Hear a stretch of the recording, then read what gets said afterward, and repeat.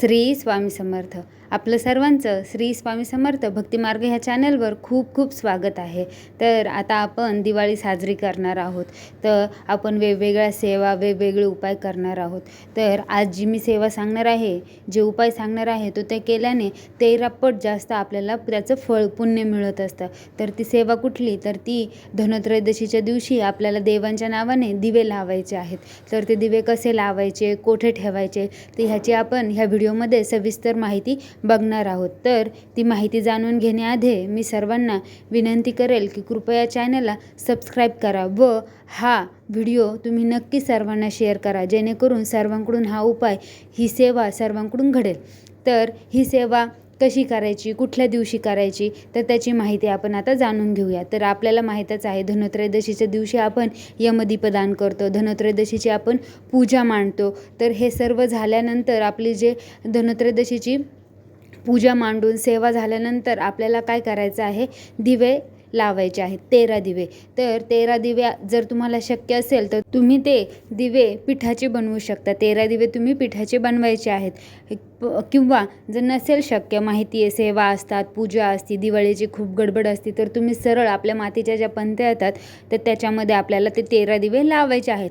तर 13 दिव्यांमध्ये आपण कुठलं तेल टाकायचं, त्या 13 दिव्यांना आपल्याला तेल टाकायचं आहे तिळाचं किंवा मोहरीचं. आणि जर हे दोन्ही तेल नसेल तर तुम्ही रोज जे वापरण्याचं देवाचं तेल आहे तेही वापरू शकता. ते दिवे कुठले लावायचे ते झालं. वाती, तेल झालं. आता वाती, आपण नेहमी वात बनवत असतो, तर आपल्याला माहिती आहे आपण वाती काय करत असतो, 2 वाती मिळून 1 वात करत असतो. तर आपल्याला अशा 26 वातींच्या 13 वाती करायच्या आहेत.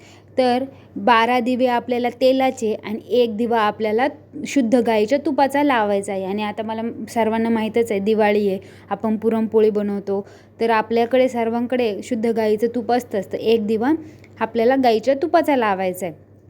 तर मग आता हे 13 दिवे कुठल्या कुठल्या देवाला समर्पित आहे, ते कुठं कुठं ठेवायचे, तर त्याची आपण सविस्तर माहिती आता जाणून घेऊ. तर आपल्या सर्वांना माहीतच आहे, पहिला दिवा हा प्रथम पूजनीय गणपती बाप्पांनाच आपल्याला ठेवायचा आहे. आता देवघरात आपल्याकडे गणपती बाप्पांची मूर्ती असते. जर तुम्ही ती धनतेरसच्या पूजामध्ये जर मांडली असेल तुम्ही, तर तुम्ही तेथे त्यांचा दिवा तो लावू शकता. दुसरी येते ती आपली कुलदेवीचा दिवा येतो. दुसरा दिवा आपला कुलदेवीचा येतो. आपली जो कुलाचा उद्धार करते ती आपली कुलदेवी आई असते. तर आपल्याला दुसरा दिवा तिला ठेवायचा. जर तुम्ही मंगल कलश मांडत असाल, तुमच्याकडे कुलदेवीचा टाक असेल, तर आपल्याला त्या टाकापुढे किंवा कुलदेवीच्या कलशापुढे, कुलदेवीच्या फोटोपुढे तो दुसरा दिवा आपल्याला ठेवायचा आहे. तिसरा दिवा आपला हा माता लक्ष्मीला आपल्याला लावायचा आहे. जर पूजा मांडली आहे, मी सांगितलं की आपण धनतेरसची पूजा मांडत आहोत धनत्रयोदशीची, तर त्याच्यासमोरच तुम्हाला तो दिवा आपल्या माता लक्ष्मीचा ठेवायचा आहे. नंतर चौथा दिवा येतो, तो आपल्याला धन्वंतरी देवाला ठेवायचा आहे. तर आपल्याला माहीतच आहे की धन्वंतरी देव हे आरोग्याचे देव आहेत. तर आपल्या घरातील सर्व कुटुंबातील सर्वांना दीर्घ आयुष्य, कुठलेही आजारपण न येता चांगलं आपलं आयुष्य जगावं, ह्यासाठी आपण धन्वंतरी देवाची धनत्रयोदशीच्या दिवशी आपण पूजा मांडत असतो. तर आपण पूजा करत असतो, त्यामुळे त्यांनाही एक दिवा आपल्याला समर्पित करायचा आहे. नंतर येतात ते ऐश्वर्याचे देव असे कुबेर भगवान. तर भगवान कुबेरांचाही 13 दिव्यातला 1 दिवा हा आपल्याला लावायचा आहे. जो 5व्या नंबरचा दिवा आहे तो भगवान कुबेरांचा आहे. तर तोही तुम्ही पूजा मांडली असेल, त्याच्यात कुबेर भगवानांची पण आपण पूजा करतो, तिथे तुम्ही तो दिवा ठेवू शकता. आपल्याला तो दिवा ठेवायचा आहे की घरामध्ये आपले पैसा टिकावा, ऐश्वर्य वैभव आपल्या घरामध्ये टिकून राहावं, यासाठी आपल्याला माता लक्ष्मी आणि भगवान कुबेरांना दिवा ह्या दिवशी ठेवायचा आहे. 6वा दिवा हा आपल्याला तुळशी मातेजवळ ठेवायचा आहे. घरामध्ये प्रत्येकाच्या घरात तुळशीचं रोप असतं, वृंदावन असतं, कुंडी आपण ठेवत असतो, तर तिथे आपल्याला 6वा दिवा ठेवायचा आहे. घरात सुख शांती नांदो ह्यासाठी आपल्याला एक जो तुपाचा दिवा बनवला आहे तो आपल्याला तुळशी मातेसमोर ठेवायचा आहे. त्याच्यानंतर 7वा दिवा येतो, तो आपल्याला गोमाता, ज्यांच्या घरी गाय आहे, गोठा आहे, आपल्याला तो एक दिवा तिथे ठेवायचा आहे. त्याच्यानंतर जर नसेल तुमच्याकडे, गोठा नसेल, गाय नसेल, तर मग काय करायचं, तर आपल्या घरामध्ये गाय वासराची मूर्ती आहे, मग आपल्याला तो तिथे ठेवून द्यायचा आहे गाय वासराच्या मूर्तीसमोर. किंवा जर घरी गाय असेल तर तिथे आपल्याला एक दिवा लावायचा. फक्त काळजी घ्यायची की जेणेकरून कुठलं नुकसान होणार नाही किंवा आग लागणार नाही. गोठा जर ठेवत असाल तर जपून ठेवा आणि विझल्यानंतर लगेच ती पणती उचलून घ्या. नंतर आपल्याला दिवा येतो तो 8वा. तो 8वा दिवा आपल्याला यमदेवाच्या नावाने ठेवायचा आहे. तर आपण जो यमदीपदान करणार आहे ते वेगळं, पण ह्या 13 दिव्यातला एक दिवा हा आपल्याला यमदेवांसाठी ठेवायचा आहे. तर मग हा जो यमदेवाचा दिवा आहे तर तो काय करायचा, आपल्याला दक्षिण दिशेला त्याची वात करायची आहे. त्याचं दिव्याचं तोंड जे आहे ते दक्षिण दिशेला करायचं आहे. बाकीचे जे 12 दिवे आहेत त्यांचं तोंड हे दक्षिण दिशेला नाही करायचं आहे. तर हा आपल्याला यमदेवाचा अकाल मृत्यू येऊ नये म्हणून आपण हा दिवा लावत असतो. जो यमदीपदान करतो ते वेगळं, पण हा 13 दिव्यातला हा वेगळा आहे.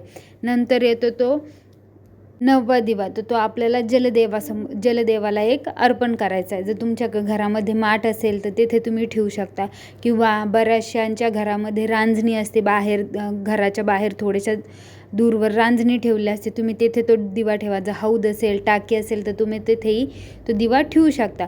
त्यानंतर 10वा दिवा येतो तो अग्निदेवांचा. अग्निदेवांचा दिवा काय, जर तुमच्याकडे चूल असेल तर उत्तमच, तुम्ही तो चुलीच्या तिथे तो दिवा लावा. जर नसेल तर आपल्याला एक दिवा गॅसवर आपल्याला ठेवायचा आहे. फक्त काळजी घ्यायची आहे. नंतर 11वा दिवा आपल्याला ठेवायचा आहे तो पितरांच्या नावाने. आपले जे पित्र आहेत त्यांचं स्मरण करून आपल्याला तो 11वा दिवा प्रज्वलित करायचा आहे. तर 11वा दिवा जर तुमच्या बघा बऱ्याचशा लोकांकडे आज जसं आपण कुलदेवीचं त्याचं टाक बनवतो तसंच बऱ्याचशा घरांमध्ये आपल्या पितरांचंही टाक बनवलेलं असतं. जर ते असेल तुमच्याकडे ते तिथे ठेवा, नाही तर सरळ त्या कुणी आपले जे पित्र आहेत, मृत व्यक्ती आहेत त्यांच्या घरामध्ये फोटो असतात, तुम्ही तिथे तो दिवा ठेवू शकता. तर आपल्याला तो पितरांना एक दिवा ठेवायचा आहे. नंतर 12वा दिवा येतो तो आपल्याला ठेवायचा आहे, आपण बघा उकिरड्यावर कचराकुंडीजवळ आपण एक दिवा आपल्याला ठेवायचा आहे. त्यानंतर शेवटचा जो दिवा आहे तो आपल्याला मुख्य दरवाजामध्ये ठेवायचा आहे. तर आपण दिवाळीच्या तशाही सणाला आपण खिडक्यांमध्ये, छतावरती, दरवाजामध्ये दिवे ठेवतच असतो. तर हा एक दिवा आपल्याला ठेवायचा आहे. मग आता दुसरा प्रश्न येतो की ताई आमचं घर छोटं आहे, आम्ही एवढे दिवे आजूबाजूला ठेवू शकत नाही. तर सरळ काय करा, एक ताट घ्या, ताटात 13 दिवे ठेवा आणि देवाला ओवाळून ते दिवे आपल्याला जी पूजा मांडल्या धनत्रयोदशीची तिथे तुम्ही 13 दिवे ठेवून द्या, किंवा शक्य असेल तेवढे दिवे ठेवा, बाकीचे देवापुढे ठेवले तरी चालतील.